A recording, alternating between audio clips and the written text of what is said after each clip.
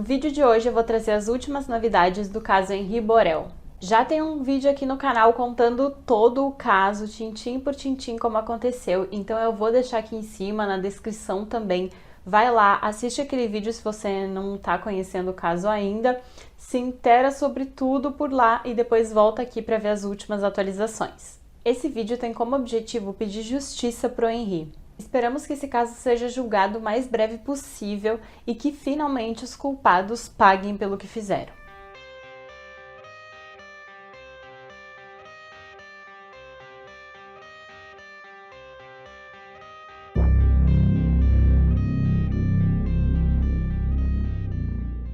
Olá, eu sou a Glau e sejam bem-vindos ao canal Sem Rumo. Antes de mais nada, se inscreve aqui no canal, deixa o seu like e compartilha esse vídeo com alguém que você acha que pode curtir o conteúdo. Segue o canal nas outras redes sociais porque eu também posto vídeo por lá. Inclusive, várias atualizações do próprio caso Henri Borel eu levei lá no Insta e no TikTok do canal, então dá uma olhadinha por lá também. Agora, sem mais delongas, bora pro caso. Se você já assistiu outro vídeo aqui no canal, você deve saber que um dos acusados é o que todo mundo chama de Jairinho, mas eu acho meio estranho chamar uma pessoa assim no diminutivo. Então aqui eu vou chamar ele de Jairo, tá? Eu resolvi trazer algumas informações que vieram à tona apenas após a morte do Henri e o início das investigações acerca desse caso. E o passado do Jairo é bem revelador, para dizer o mínimo. Após a morte do Henri, outros casos que incluíam violência doméstica e também contra crianças vieram à tona. Como o crime contra o Henri foi extremamente brutal, as pessoas começaram a suspeitar que aquela não era a primeira vez que o Jairo estava fazendo alguma coisa daquela maneira. E há alguns indícios de que essas suspeitas podem estar corretas. Uma das primeiras relações dele que chama atenção é a relação com a sua ex-mulher, com a qual ele teve 2 filhos. Em 2014, ela registra um boletim de ocorrência contra o Jairo. Esse boletim foi registrado por agressão e tentativa de enforcamento. Inclusive, ela chegou até a ser hospitalizada. Mas, como acontece em muitos casos como esse, ela retirou as acusações. Além desse caso da ex-mulher, a mídia meio que caiu em cima das ex-namoradas do Jairo. Inclusive, a própria polícia também fez algumas investigações nesse sentido. E foi se descobrindo outras situações que inclusive se assemelhavam muito àquela dinâmica que acontecia na casa onde o Henri foi obrigado a viver. Como essas mulheres preferem não se identificar, eu vou numerá-las só para a gente dividir as histórias e você entender melhor os fatos de cada uma delas. Então, começando pela ex-namorada 1. Essa mulher se relacionou com o Jairo de 2010 a 2013. Ela contou em depoimento na delegacia os ataques sofridos juntamente com a filha, que hoje tem 13 anos. Mas na época dos fatos ela tinha apenas 4 anos, exatamente a mesma idade que o Henri tinha quando foi morto. Essa menina era filha apenas da mulher com um outro homem de outro relacionamento, então o Jairo era padrasto dela, assim como era padrasto do Henri.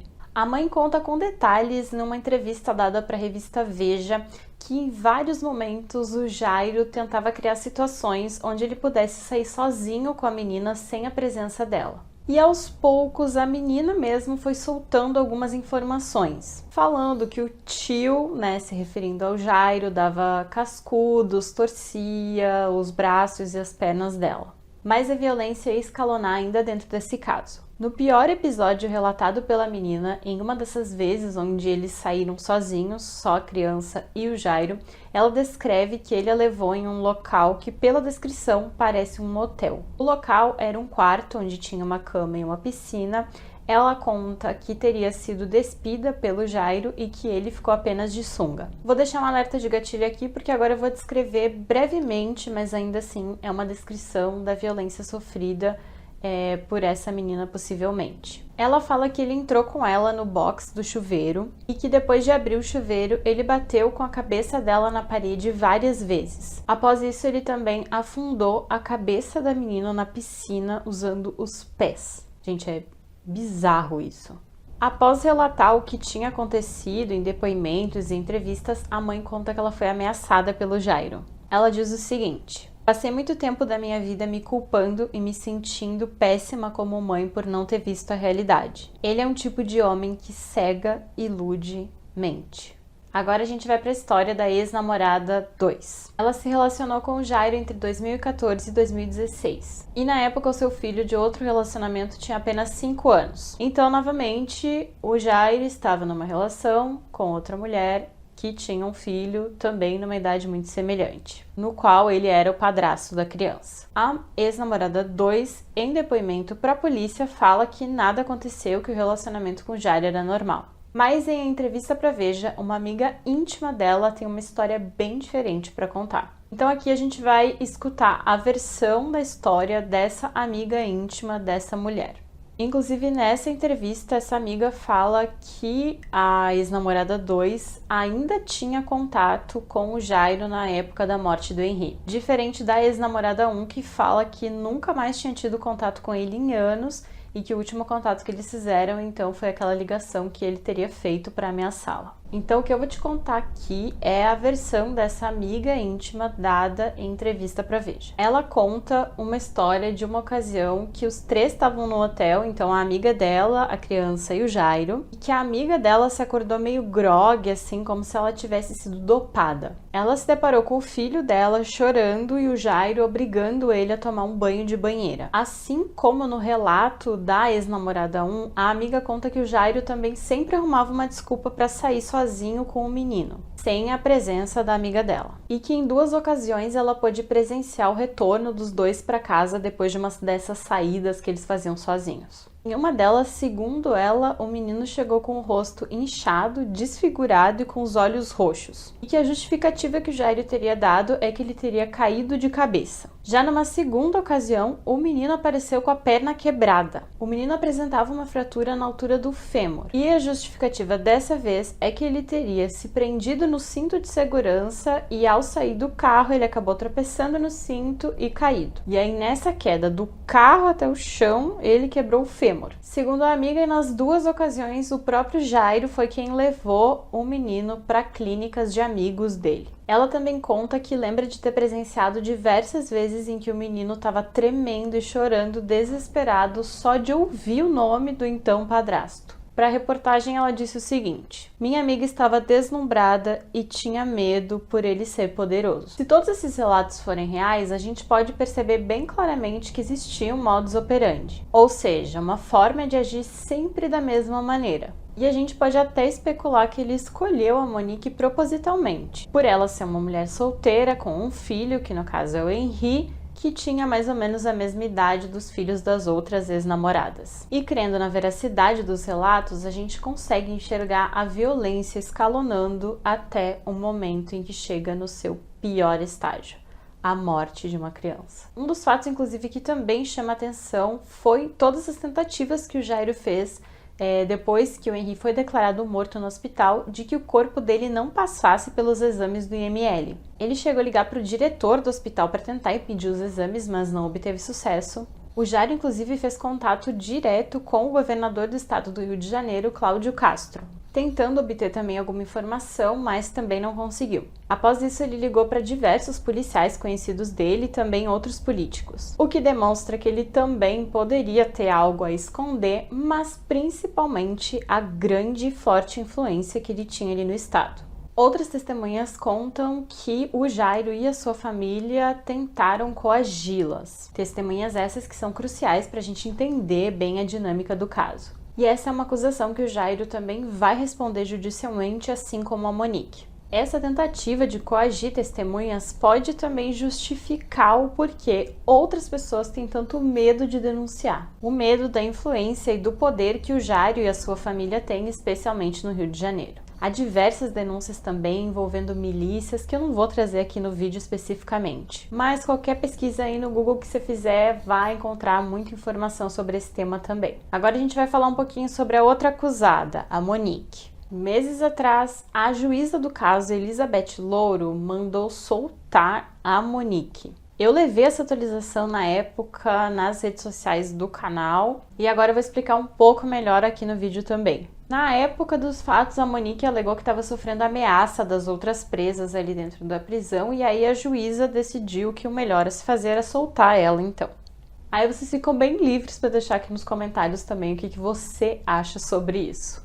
A juíza acreditou que a ré, no caso a Monique, não ia influenciar no prosseguimento ali do caso, apesar de ela estar respondendo por ter coagido testemunhas antes de ser presa pela primeira vez. Naquela época, a Monique foi solta, mas ela tinha que usar a tornozeleira eletrônica e só poderia se comunicar com os advogados e os familiares. Porém, o Tribunal de Justiça do Rio de Janeiro decretou novamente a prisão da Monique. Porque, segundo o Ministério Público, a Monique descumpriu algumas das regras ali da prisão domiciliar. No caso, ela usou as redes sociais para fazer postagens e isso é proibido. Então, no dia 28 de junho de 2022, ela retorna para a cadeia. Mas aí a defesa da Monique considerou novamente injusta a prisão dela e recorreram disso tanto para o STF como para o STJ. No STF, no dia 23 de agosto, ela teve o seu pedido de revogação da prisão negado. Ou seja, para o STF ela ia continuar presa. Mas no dia 26 de agosto de 2022, ela teve a sua prisão revogada